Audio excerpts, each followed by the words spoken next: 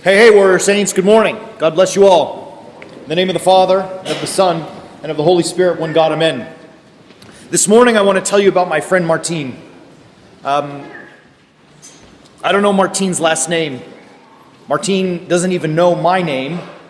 I don't know where he lives. I don't know his phone number. I've only seen him once. It was for about 90 seconds, and I don't know if I could ever find him again. I don't know if I saw him right in front of me, if I would even know that was my friend Martin. But about a year and a half ago, Martin did something very important for me. I was driving on Greenway and 32nd, just a couple of miles from here. And I was just in traffic, and I see a man running across the street, running across the crosswalk, and he's waving, he's pointing to the bus. The bus had reached its stop, and you could see it. He just was close. He was going to miss the bus. And as he sticks up his arm to call out for the bus driver, closed the door and drove off. And he left him, kind of melancholy about the whole thing. We've all seen it happen. Something happened to me. It wasn't me. You guys know I'm not much. I'm nothing. But something overtook me. And in the middle of Greenway, I flipped a U-turn. I pulled over. Now, I don't know who this guy is. I pulled over and I rolled down the window. I'm like, get in. He's like, who are you? I was like, I'm not getting in with you. I said, we're going to make that bus. So he's flustered as much as I am. He jumps in the car and I said to him, what's your name? He said, Martin. I said, Martin. Now, I didn't have my collar on, nothing. He knows nothing about me. I never gave him my name, nothing. I said, where's the next stop? He said, it's on Greenway near 38th Street. I said, great. So, I'm weaving around. We get past the bus. I felt like giving the bus driver a dirty look as we went by. He's like, come on, man, stop for the guy. So all of a sudden I get to the bus stop and I park and I stop right in front of the bus stop. So as he pulls up, there is no way that bus is getting around me until I know Martin's on the bus. So sure enough, he jumps out. He's like, thank you so much. And I'm like, go. And he runs out and he gets into the bus and that was it. And I flipped another U-turn on Greenway and got back on the freeway to head home.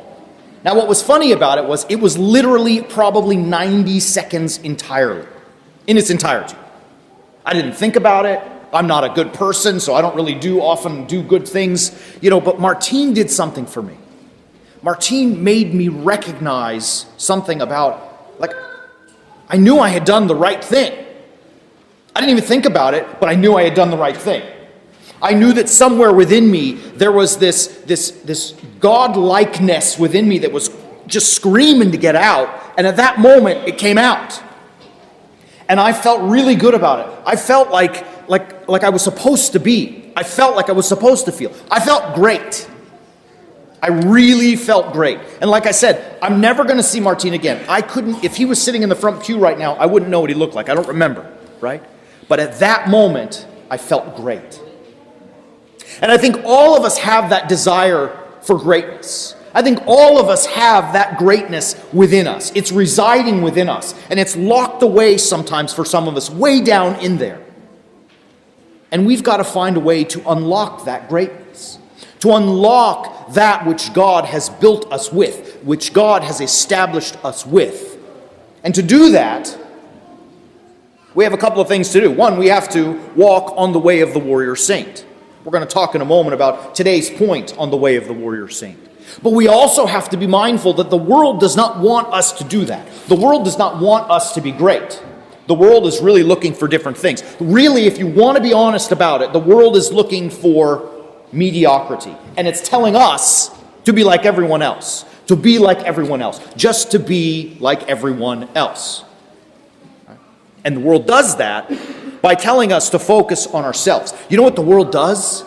The world tells us to be mediocre. The world tells us to be like everyone else by creating mirrors. Creating mirrors. You know what a mirror is. You look in a mirror and what do you see? Yourself. You look in a mirror and you see only yourself. It is inward focused, focused on I. And everywhere we go, you can see if you open your eyes and watch, the news media or your social media feeds or commercials or advertising or even the conversations that we have with other people, you can see that all of the things of the world are trying to push inward on myself. Focus on, it's a mirror. But this morning, Christ God tells us something very, very different. Christ God tells us a different way, a better way. And it comes to us in this beautiful story, this absolutely stunning, powerful story of judgment. You know, today in the Orthodox Church, we call it, you may hear it, Meat Fair Sunday. It's the last day that we can eat meat before the fast begins. But it has another name. It's called the Sunday of Judgment. And the gospel comes from Matthew 25, verses 31 through 46. And we all should know this by heart already. At this point in our lives, we should know it by heart. Because what God says, what Christ says in this, is that when the Son of Man comes back to judge, when he's coming back to judge people, he's going to do so and sit on his throne. And he's going to separate people, sheep and goats, right? Now the sheep are the good ones. We know that. The sheep are the good ones. The sheep are, part of the flock. The shepherd takes care of them. They all kind of move together. They're one big, sheeply tribe. But the goats, they're the bad ones. Goats are kind of gross animals anyways. Like they run off on their, like goats eat anything. You can't even chain a goat to the fence because it could eat the metal of the chain. Goats are just, they're goats for God's sakes. And the goats are the bad ones. And the way that the Son of Man, who is seated on the throne to judge, decides who is a sheep and who is a goat is by their outward focus. And we hear this great passage from Matthew 25. And he says, "Come on, sheep, come in.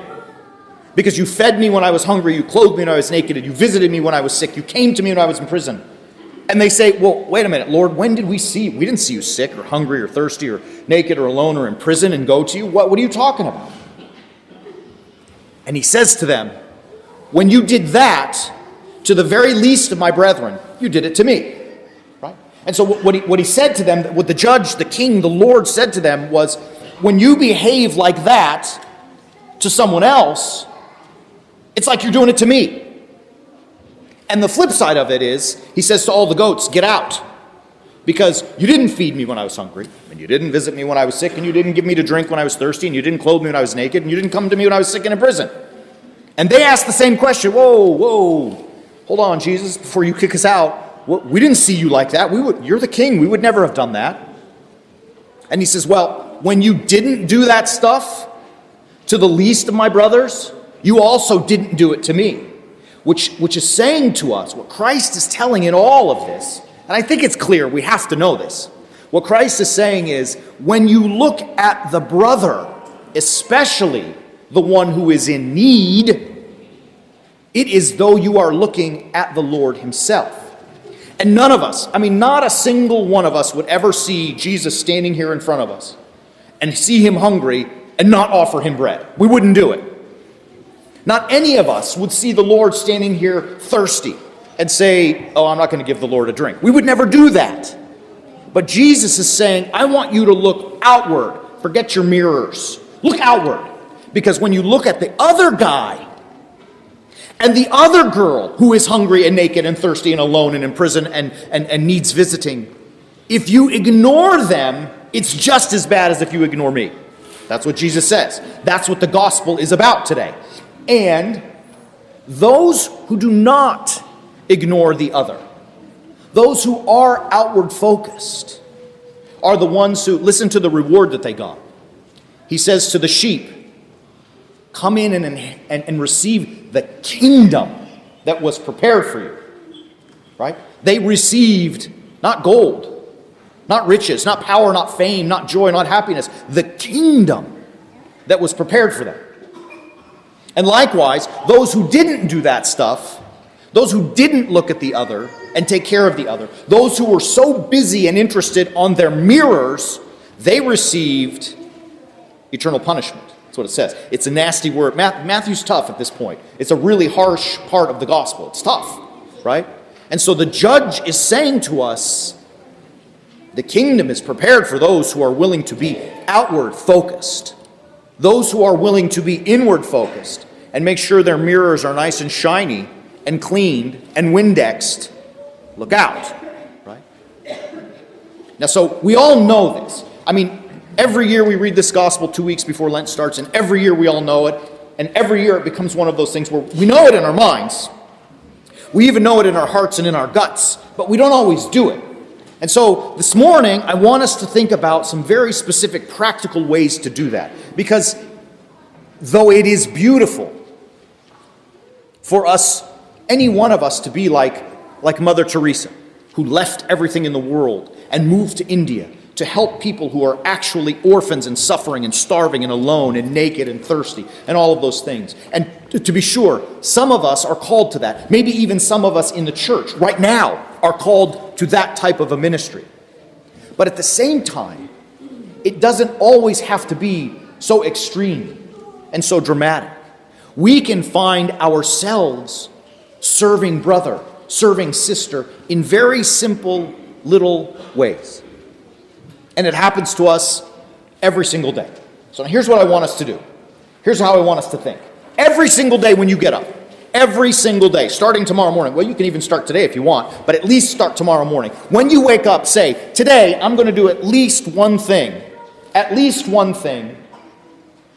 to be sacrificial, nay, crucifixional, so that I can help serve another person. And you may have an awful, terrible boss or coworker or employee who does nothing but annoy you, who's always in the way, always asking questions that you know that they already know the answers to, or who's throwing unnecessary burdens upon you.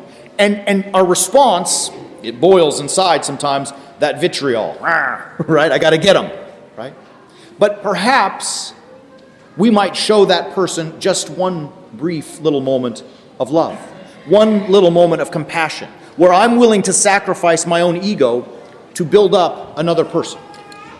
You know, guys, at the end of the day, I mean, it's rough, especially those who work. It's brutal. I mean, look, if you're the guy that has to work with those people, you come home and you're fried and you're cooked and you don't want to talk and you don't want to think and you just want to sit there and be. But there's a child who's been at school and fighting that whole fight every day, and they want to talk to their Baba. They want to talk to their dad. So make time to talk to that child. Sacrifice yourself just a little bit to have a conversation. Not just, how was school? I mean, those are good questions, right? But to talk to the child, see what he thinks. What does she think? What do they see? How do they see the world? To actually have a real conversation with your spawn, who you gave birth to, right? Have a conversation with them. Be real with them. And fellas, remember too, there's a woman that's been there all day fighting that fight also with those little monsters. And that woman may need adult conversation and an opportunity just to, talk about things that are not school related, or Dora the Explorer, or all the sports that we have to go to and all the rest of that. Is Dora even cool anymore? I don't know. All right, it was when my kids were kids. But you get the point. There's a woman there who needs you. Talk with her. Be with her. Put yourself aside to be mindful that there is another human being there who has need. It's not extreme like someone who's starving to death. But if you can't do the little ones, there's no way you're going to have it in you to do the big ones, right? So let us all start. The other part of it, too, for the kids, I think about our high school and grade school and even the littler ones. I want to tell, so I'm going to speak to all our students right now.